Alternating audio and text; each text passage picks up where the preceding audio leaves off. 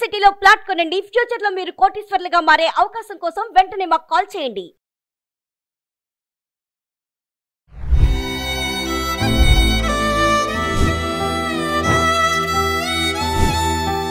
నమస్తే, welcome back to Suman TV. Kurnool bus incident అందరికీ తెలిసిన విషయమే. మరి అసలు ఏం జరిగింది? మనం చాలా వార్తల్లో వింటున్నాము. బస్సు బైక్ ని ఢీకొట్టడం వల్ల యాక్సిడెంట్ అయింది, తర్వాత మొబైల్స్ ఉన్నాయి బ్యాగేజ్ లో, దానివల్ల బ్లాస్ట్ ఎక్కువ అయింది అని చెప్పేసి చెప్తున్నారు. ఏది ఏమైనా ఇది ఒక దారుణమైన సంఘటన చెప్పుకోవాలి. ఎన్నో ప్రాణాలు సజీవ దహనం అయిపోయాయి. ఎంతో మంది చిన్న పిల్లలు కూడా ఉన్నారు, పెద్దవాళ్ళు ఉన్నారు, పండక్కి తిరిగి వెళ్లే వాళ్ళు ఉన్నారు, జాబ్ చేసే వాళ్ళు ఉన్నారు, తల్లి కూతురు ఉన్నారు, మరి కొడుకు తల్లి కూడా ఉన్నారు, చాలా మంది. మరి ఈ రోజు అసలు అక్కడ ఇన్సిడెంట్ లో ఏం జరిగిందని చెప్పడానికి రామారెడ్డి గారు మనతో పాటు ఉన్నారు. ఆయన ఈ బస్ లోనే ప్యాసింజర్ గా ఉన్నారు, ట్రావెల్ చేస్తున్నారు. ఈయన ఏంటంటే ఈస్ట్ గోదావరి నుంచి హైదరాబాద్ వచ్చారు. హైదరాబాద్ ఒక చిన్న ఫంక్షన్ కి అటెండ్ అయ్యి అక్కడి నుంచి బెంగళూరు వెళ్ళిపోవాలి. మరి ఈ క్రమంలో ఇన్సిడెంట్ జరిగింది. మరి ఆయన ఎలా బయటపడ్డారు, మరి ఏంటి అనేది, అసలు ఏం జరిగింది ఆ రోజు తెల్లవారుజాము అనేది ఆయన మాటలో తెలుసుకుందాం. నమస్తే అండి. నమస్తే అండి. రామారెడ్డి గారు, చూస్తున్నాం మిమ్మల్ని. మరి అదృష్టమే అనుకోవాలా, మృత్యుం చేయడం అనుకోవాలా మిమ్మల్ని? మరి చాలా మంది ప్రాణాలు కోల్పోయారు ఆ ఇన్సిడెంట్ లో. అసలు ఏం జరిగింది అంటారు? ఆ రోజు ఏం జరిగింది ఒక్కసారి? యాక్చువల్లీ నేను మన JNTU police station front Bharat petrol bunk దగ్గర స్టార్ట్ అయ్యానండి. 9:20కి బస్సు పికప్ చేసుకోవడానికి వచ్చిందండి. యాక్చువల్లీ మాకు ఇచ్చిన బస్సు సీరియల్ నెంబర్ వేరు, మాకు పికప్ చేసుకోవడానికి వచ్చిన బస్సు వేరు. తర్వాత మళ్ళీ మేము అడిగితే వై జంక్షన్లో మీకు షిఫ్ట్ చేస్తామండి, ఇది మాకు వచ్చిన బస్సు కూడా వాల్వో వచ్చిందండి. ఆ వాల్వోలో ఎక్కించుకుని వై జంక్షన్ వెళ్ళాక మాకు ఏదైతే సీరియల్ నెంబర్ ఇచ్చారో ఆ సీరియల్ నెంబర్ బస్సే మాకు షిఫ్ట్ చేశారండి. అప్పుడు అంతా కూడా లోపల కూడా ఇన్నర్లో కూడా బస్సు అంతా బాగానే ఉంది. తర్వాత మేము జస్ట్ 10:30, 11 మధ్యలో వాష్రూమ్స్కి ఆపాడండి. ఆపిన తర్వాత మళ్ళీ వాష్రూమ్స్ ఫ్రెష్ అప్ అయిపోయి మళ్ళీ అందరూ బస్సు ఎక్కాం. మామూలుగా అప్పటి వరకు డ్రైవింగ్లో కూడా ఎక్కడ ఏమి జాగ్రత్తగానే వెళ్ళింది. తర్వాత మేము కొంచెం 10 నిమిషాల తర్వాత పడుకుండిపోయాం. కరెక్ట్గా 2 to 2:30 మధ్యలో మంచి నాది లాస్ట్ అప్పర్ బెర్త్ అండి, 19 బెర్త్, లాస్ట్ బెర్త్ అండి. అన్ని కూడా స్లీపర్స్, ఎక్కడ సిట్టింగ్ లోపల సిట్టింగ్ ఏం లేదు, అన్ని స్లీపర్ బెర్త్లేనండి. బాగా తలుపులు గుద్దుతున్నారండి, ఎవరో ఏంటో తెలీదు, అరుపులు అరుతున్నారు లోపల. నేను మామూలుగా అరకండి అయ్యా ఏంటి అని అప్పుడే నేను నిద్రలోంచి లేచి అరకండి ఏంటి అలాగ తలుపులు గుద్దుతారు ఏంటి అని మళ్ళా జస్ట్ ఆగాను. మళ్ళా ఒక నిమిషం అలా గుద్దుతుంటే ఏంటి ఎవరో ఏంటి అని కొలు తెరిచేటప్పటికే లోపల మొత్తం అంతా నల్లని మసి, నల్లని పొగతోటి ఎవరో కనబడతలేదు. అక్కడ ఆడోళ్ళు మగోళ్ళు అందరూ అరుపులు కేకలు వినబడుతున్నాయి. టోటల్ అంతా లాక్ అయిపోయింది, బస్సు ఏం కనబడతలేదు. ఈలోగా ఎవరైతే ఫస్ట్ ఈ నా బ్యాక్ డోర్ కిటికీని గుద్దుతున్నారో అప్పుడే జస్ట్ మిర్రర్ బదిలేసిందండి. వాళ్ళు మూవ్ ఎదురు పడిపోయారు.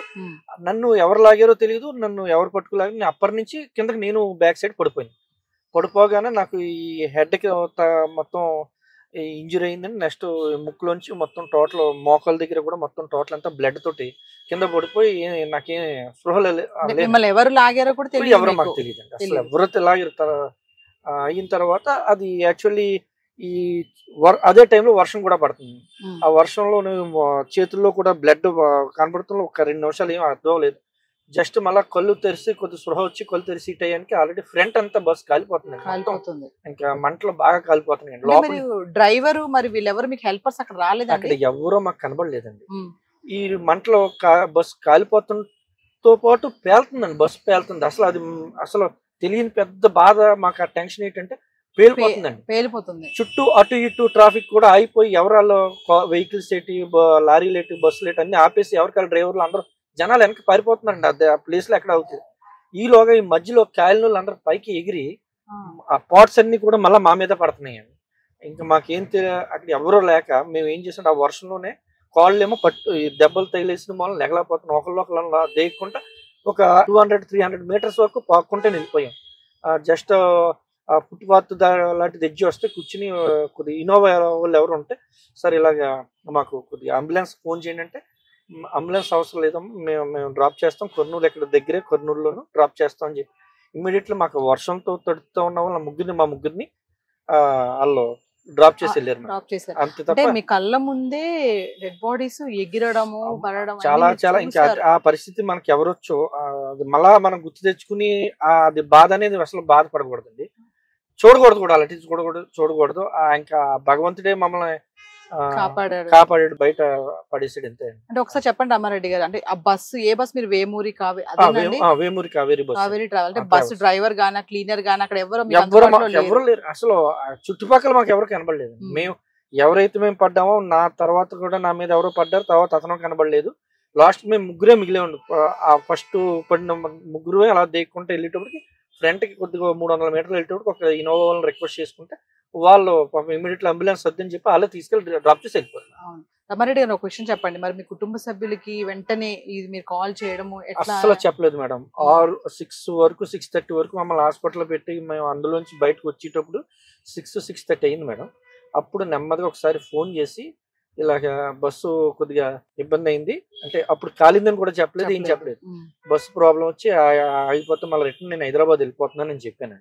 ఈలోగా అక్కడ హాస్పిటల్ దగ్గర ఒక ప్రెస్ అయినా వచ్చేసాడు. ఈలోగా ప్రెస్ అయినంటే సార్ మీరు ఇంటిమేషన్ ఇచ్చుకోండి, మళ్ళీ మీ వాళ్ళు కంగారు పడతారని చెప్తే ఒక పావు గంట ఒక అరగంట గ్యాప్ లో మళ్ళీ ఫోన్ చేసి ఏం కంగారు పడుతుంది, ఇలా బస్సు ఒకటి కాలిపోయింది, ఆ బస్సులో నేను ఉన్నాను, సేఫ్ గానే బయటపడ్డాను. కానీ వాళ్ళు మొత్తం వెంటనే ఏడుతూ మొదలెట్టి పాప వైఫ్ మొదలెట్టి మేము వచ్చేస్తాం అంటే మీరు ఎవరు రావద్దు, నేను ఆల్రెడీ హైదరాబాద్ సేఫ్కి వెళ్తున్నాను, వెళ్ళాక అక్కడి నుంచి మేము చేసి ట్రీట్మెంట్ అంతా చేయించుకుని బయలుదేరి వస్తామని చెప్పి అలాగే మా అదే లోకల్లో ఉన్న ఈస్ట్ గోదావరిలో ఉన్న పేరెంట్స్ బ్రదర్స్ అందరు కూడా ఎవరికాలు తెలిసిపోయి వస్తుంటే ఎవరిని కూడా రాకుండా నేనే ఇక్కడ ట్రీట్మెంట్ చేయించుకొస్తాను. అంటే ఒక క్వశ్చన్ చెప్పండి, అంటే మీరు ఎక్కడ ఉంటారు, ఎక్కడి నుంచి ఇక్కడికి వచ్చారు, ఎక్కడికి వెళ్తున్నారు? యాక్చువల్లీ నేను పాప చదువు కోసం మా ఫ్యామిలీ అంతా బెంగళూరులో ఉంటామండి.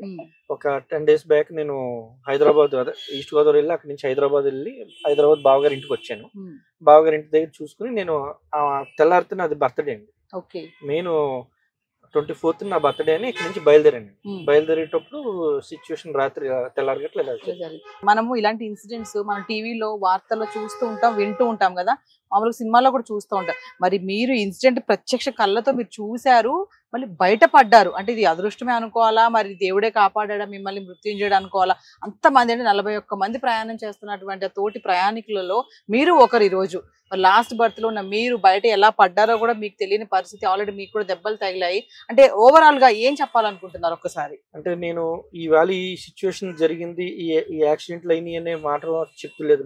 నా రిక్వెస్ట్, నేను అలాగని ఎవరిని మనోభావాలని తప్పుగా మాట్లాడతలేదు. ప్రజలని, ప్యాసింజర్లైనా ప్రజలైనా ఈ ట్రావెల్ బస్ ఓనర్స్ నా రిక్వెస్ట్ ఏంటంటే, గవర్నమెంట్ చూస్తుంది, గవర్నమెంట్ వాళ్ళు చూస్తారు, బ్రేక్ ఇన్స్పెక్టర్లు చెక్ చేస్తారు, లేకపోతే ట్రాఫిక్ వాళ్ళు చూస్తారు, అన్ని చేసేది గవర్నమెంట్ వరకు గవర్నమెంట్ చేస్తుంది.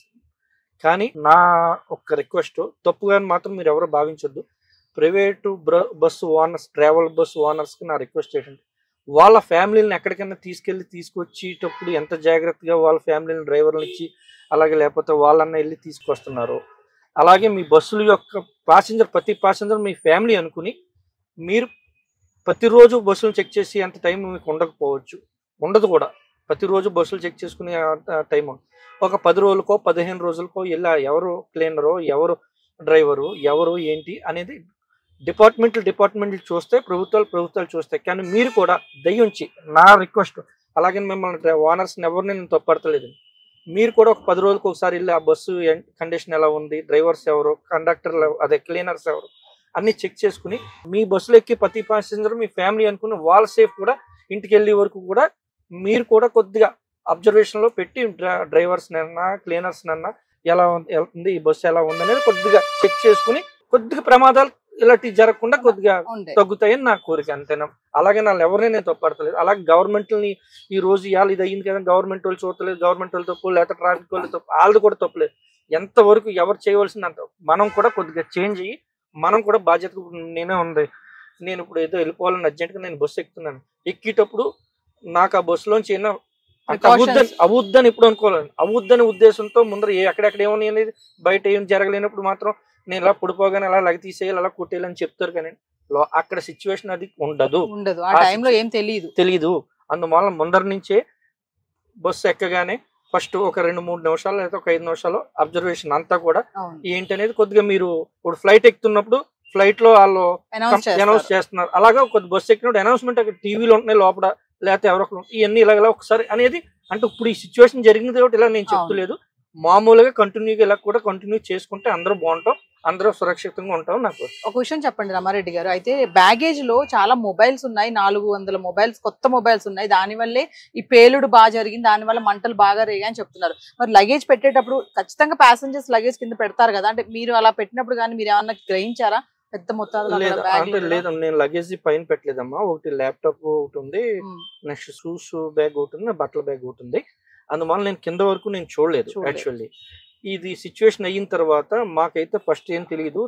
బస్ కూడా పక్క ఆపేసి ఉంది కాబట్టి మాకు తెలియదు. తర్వాత ఒక రోజు గ్యాప్, మరుసటి రోజు అన్ని రిజల్ట్ ఏమొస్తున్నాయి, ఒక బైక్ ని గుద్దాక బైక్ ఇలాగ దాని బస్ కింద ఉండిపోయింది అన్నారు, అది ఒకటి తెలిసింది. తర్వాత 400 సెల్ ఫోన్లు మొత్తం టోటల్ పార్సిల్ పట్టుకెళ్తున్నారు, అది ప్యాకింగ్ పట్టుకెళ్తున్నారని చెప్పారు.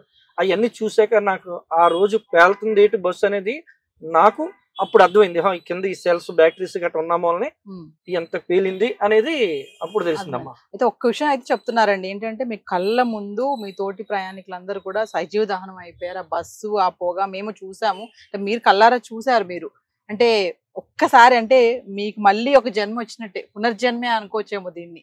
అంటే అంత పెద్ద ప్రమాదంలోంచి మీరు బయటపడ్డారు.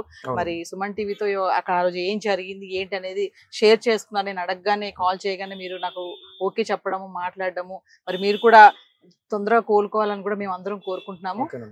థ్యాంక్ యూ అండి.